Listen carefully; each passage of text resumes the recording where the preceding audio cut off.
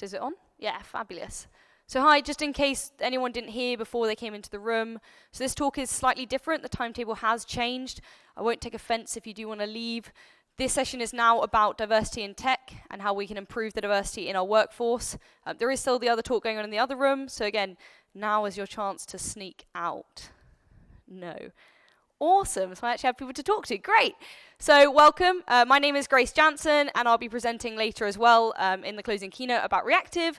But in this session, I'm talking about diversity within the workforce and specifically within our technology workforce. So my talk is called Thinking Big, Thinking Diverse, Thinking Forward.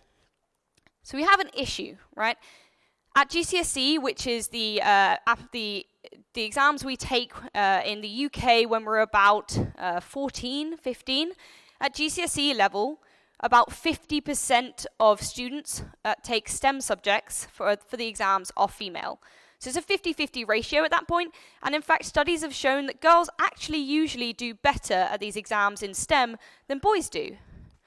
The issue starts to occur when we get to A-levels. So in the UK, that's about 17, 18. So the choices the girls are making between taking these STEM subjects at the age of 16. So at A-levels, only 24% of those taking STEM A-levels, so science, maths, and technologies, are female. So we have an issue here. We've dropped almost half in just a couple of years. Take that even further, and at higher education, so we're talking about degree level, higher apprenticeships. At these levels, we've dropped to just 7%. That's a huge decrease between A-level, so 18, and let's say about 19, 20 years of age. They've suddenly dropped to 7% of them taking STEM subjects. That drops even further. So a study done on university students said that only of these 7%, only 3% of them actually wanted a career in technology specifically as their first choice. 3% is tiny. So we clearly have a really big problem here in the drop-off of girls taking STEM subjects and pursuing them into a career. Why do we care? So why do we care about diversity in the first place? Why does it matter if we have female engineers working on our products? Well, firstly, we get better product design. The more diverse our team, the more diverse the backgrounds of this team, the better our product design is ever going to be. So has anyone here used the health app on Apple iPhone? Anyone use that? Yeah, a couple of people. So when it first came out, Apple said that they had every indicator about trying to find the early warnings of diseases or health conditions. They said they tracked everything that should lead to those analyses. What they didn't include when they first announced their health tracker was a period tracker. And for females, that's one of the first signs of diseases or health conditions, including things like anorexia. And the reason they didn't have this was because they had hardly any female engineers working on that product. So we have better product design when we have more diverse teams. There's also job shortages. So there's been studies done that basically say, so by the European Commission, that by 2020, there's going to be a shortage of 500,000 digital workers. 500,000, that's huge. And if we're cutting off half of the population because of their gender and they're not interested in filling those job positions, we're going to have a huge shortage of jobs because we're not filling them with half the population, essentially. Also, there's an increase in annual GDP when we include more diversity within our workplaces. So there was a study done by McKinsey, so it's a global institute that looks at analytics, and they said that gender parity in the workplace could add up to $28 trillion or 26% of the annual GDP by 2525. That's a huge proportion. That's almost a quarter. That's over a quarter of the GDP of America just by having gender parity in our workplace. And we also get greater innovation. So there's loads of reasons why we should care about this. But what do we do to try and change it? Well, at IBM, we have a couple of initiatives that we run. I'm going to show you 3 examples. They're on varying scales, so hopefully you'll be able to relate to some of them and potentially be able to run your own in your own businesses or get involved in ones run by charities and organizations. So the first one I'm going to introduce is this competition that we ran. So we ran a competition in the UK. So the UK IBM ran this competition with Disney Marvel. So anyone watched the new Captain Marvel film? Yeah, some nerds in the house, great. So with this new Captain Marvel film, the main character is a female, and so we wanted to get on board with this movie and use it to be able to start a new competition where we were asking girls between the ages of 11 and 14 to submit ideas using AI to make the world a better place. So they had absolute freedom to tackle any issue they wanted in their day-to-day life or in the societies that they experienced, and to use AI in some form to be able to solve those issues. So in order to promote this competition, we had a bunch of people from the Hursley Labs, which is our main European headquarters for IBM, for our developers in the UK. We had them basically go through a makeover and present a video saying why the girls should get involved in this competition. So we were essentially putting female role models who do technical careers in the forefront of this video to try and encourage the girls that, yeah, AI is an area in which girls should get involved.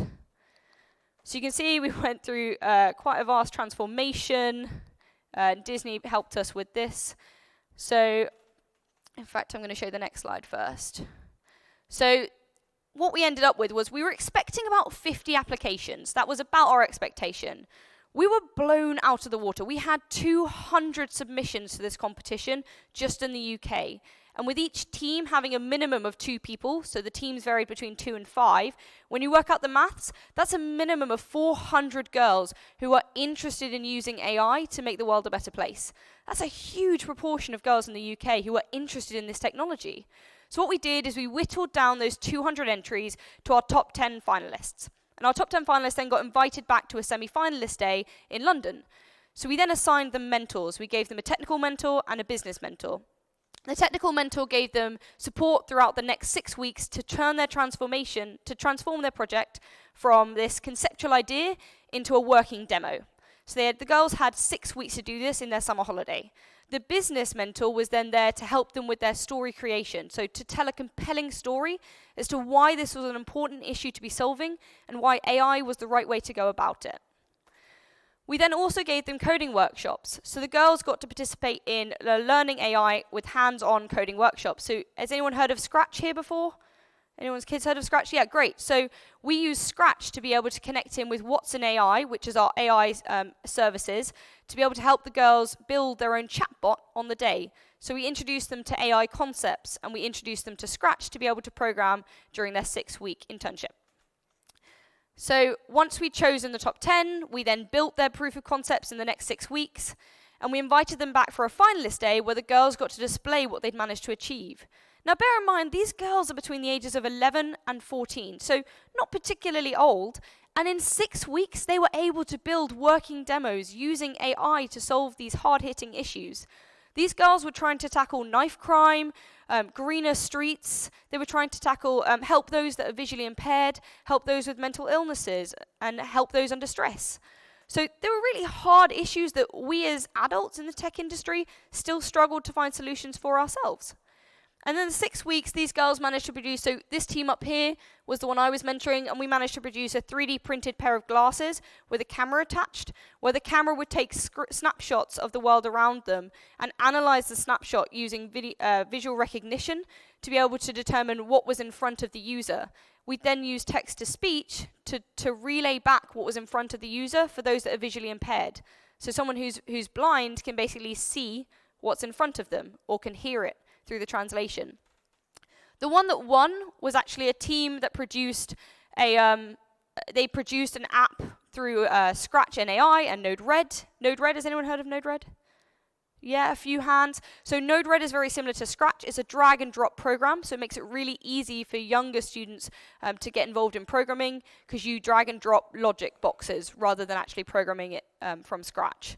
And they produce this chatbot to help those who have mental illnesses to be able to have someone to talk to when they don't feel comfortable talking to their parents or their teachers, when they are under stress, for example, or might be suffering from something else that they don't want to talk about. So this was the result of the competition. I'm hoping this video will play. Fab. Promoting girls in STEM will help to create a more gender-equal world. At GCSE level, girls make up only 20% of computing students. At A level, this is even lower, at only 12%. This trend continues into the workplace. We're on a mission to change that. This partnership between IBM, Marvel Studios and STEM Learning proactively addresses the gender imbalance.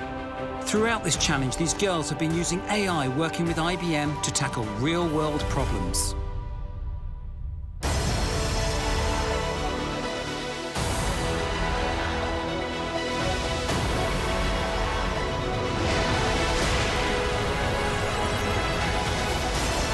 It's so important that young women have role models to look up to, and that companies like IBM continue to support programs such as this and make STEM accessible and attractive to girls of all backgrounds. Our idea is a sound system which helps reduce loneliness. There's a bin bot that manoeuvres around the streets picking up. To improve the quality of life of visually impaired people. There's an idea that will transport period pads to the It will help refugees learn a language in their new country. All about helping patients with anorexia. To monitor knife crime and A scanner to help dyslexic. A virtual teaching assistant. A mobile app that tackles mental health. Everything we've learnt along the way is very important. It's all about working as a team, cooperating and collaborating with each other. Once I actually did it, I was like, wow, I did not know I could do this.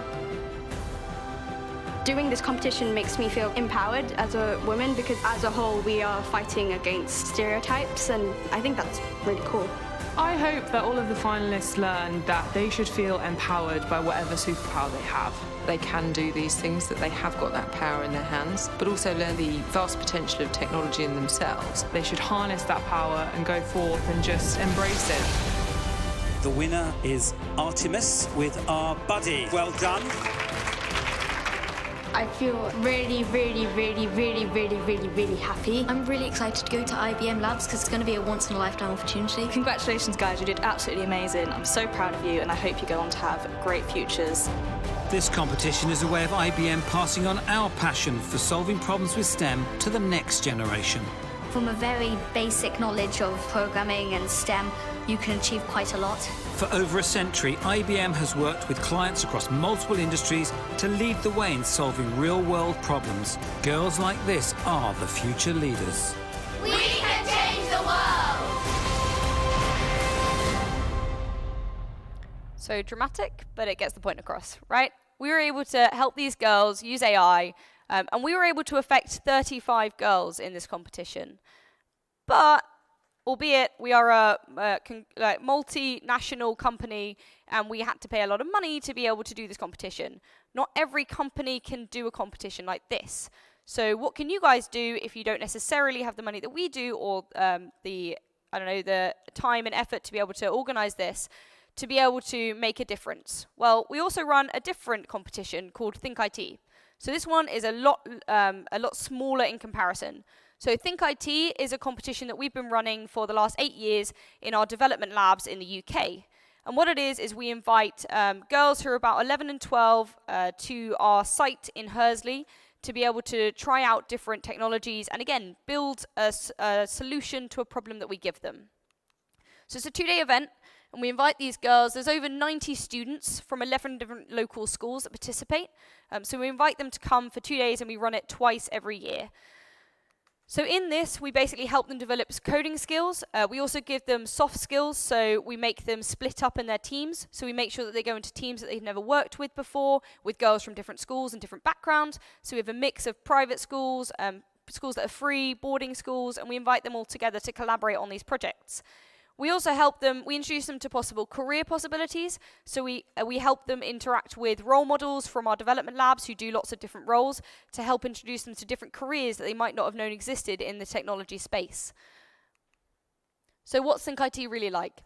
Chaos, in a word. It is utter chaos. You have 11/12-year-old girls running around building these technology solutions, but it's amazing. You teach them coding skills. We taught them HTML, CSS, JavaScript. We also taught them design thinking skills so that they could really create a compelling story and understood why they're building what they're building. We also gave them a fun murder mystery challenge. So we have a murder mystery challenge where they need to solve coding problems and puzzles to be able to find out who murdered someone in this game, this fantasy game. It's basically just a fun way to introduce to the girls that coding isn't just sitting in a dark room coding away at something that they think is boring. Coding can be fun. So we introduce these fun challenges and we introduce them to lots of different skill sets like HTML, CSS, JavaScript. So as I said, we give them multilingual programming experience, and actually at the end of it, they're able to produce websites that are actually on the cloud. So this is just a 2-day competition, and by the end of it, they've already produced websites that they've designed themselves that they then have pushed to IBM Cloud and can access from anywhere. So it's pretty cool that we're able to help the girls achieve this in just 2 days. We also gave them an IT careers session, like I mentioned, so they're able to speak to role models that are architects, developers, testers, project managers, and offering managers, loads and loads and loads of different roles, to give them that wide variety and perspective of, yeah, the tech industry is huge. It's not just someone sitting in a darkroom coding. There are lots of different roles you can get involved with that they might relate to and want to go into later. The feedback we had on this was really positive. So on the top here is pre-event. So we question them before the event, and then we question them after the event. 4 is good, 1 is bad, are the simples. So how interesting do you find science and technology? You can see there's a huge increase in that number of people finding STEM subjects interesting after the competition. How interesting do you find programming or coding? Again, a huge increase in the number of girls who found it interesting and fun. In terms of the soft skills, again, a huge number of people increased in how comfortable they felt presenting their work in public. So we get the girls to stand up and present in front of the other girls. And we also do an expo when we invite other IBMers from the development labs to come round and talk to the girls about their project. So it gives the girls an opportunity to improve their presenting skills. And how well do you feel you work as part of a team? Like I said, we deliberately split them up because that's what happens in the real world when they get out of school. They have to work with people they don't know before, people from different backgrounds. So it's a really useful skill to the girls, for the girls to learn. This is the important stuff though. This is the reason we do it. So these are some of the comments that we got from the girls who participated in this competition. I got one girl who came up to me at the end and said, "Oh, this was amazing. I thought I wanted to do a physics degree. Now I just want to work at IBM. When can I apply?" That's amazing. That's exactly what we want. We want people to be interested in technology and not take these stereotypes and assume that they can't do it or assume it's not an interesting area to work in. So we had loads of amazing comments of the fact that the girls really enjoyed the 2-day competition and actually found an interest and a passion in STEM that they didn't know they had before. So that's our Think IT competition. The next example I'm going to show, and this is the last example, is a slightly smaller project that we run continuously throughout the year. So the other 2 competitions were one-offs during the year. They happen for a period of like 2 days, for example, quite quickly over. Machine Learning for Kids is a project that we run continuously in lots of different schools in our area, and it's something that you guys could run in just an hour. So Machine Learning for Kids is a series of workshops or worksheets that the girls, or it can be anyone really, any kids around the age of between 7 and 14, any kids can get involved with. They're free, they're online, they're open source. So Machine Learning for Kids is using Scratch, like I described before, so a drag and drop programming tool that enables you to connect to Watson services and help teach kids about different machine learning and AI concepts. So there's loads of different worksheets ranging from categorizing Harry Potter characters, so you can create your own sorting hat, to creating your own version of Siri, to creating a version of like an Alexa bot, for example, where you ask, "Can I turn the lights on?" and it will turn a virtual light on in their workspace. So we teach the girls lots of different skills through this. We teach them about AI bias. So sometimes we split the class in half, deliberately splitting certain backgrounds and finding if there's bias within their models. We also teach them about the importance of having a good data structure to base your machine learning model on. So we usually get the girls to do only a couple of examples to train their models on, and then we teach them that it's not a particularly robust model if you haven't got a particularly robust data set. So then we encourage the girls to go back and add more diverse data into their data set to train their model. So we're able to teach the girls all about machine learning and AI through this, and they're able to produce their own projects at the end of it. And like I said, it only takes an hour, and all the worksheets are online, they're free, and they're translated into about 20 different languages. What happens if you don't have the time to organize this, though? Can you still get involved? Well, the answer is yes. There are loads of organisations out there who organise workshops, activities, competitions. These are just some of the ones from the UK. Some of these are worldwide. So, for example, Girls Who Code, they're mostly based in the USA, but they are worldwide. So is Code First Girls, and STEMettes is mostly UK-based, but there are some in your country as well. Now, it's not just diversity of girls that we need to be encouraging, it's diversity in general. So there are other projects. I've just talked about women in tech in this presentation, but diversity covers a wide range of different characteristics. So these are some of the other organizations that tackle diversity in other senses. So for example, the Hidden Genius Project and Color in Tech actually focus on trying to improve the number of young black males within the tech industry. So there are lots of other organizations if you're passionate about a different area of diversity, but we do need to include these as well.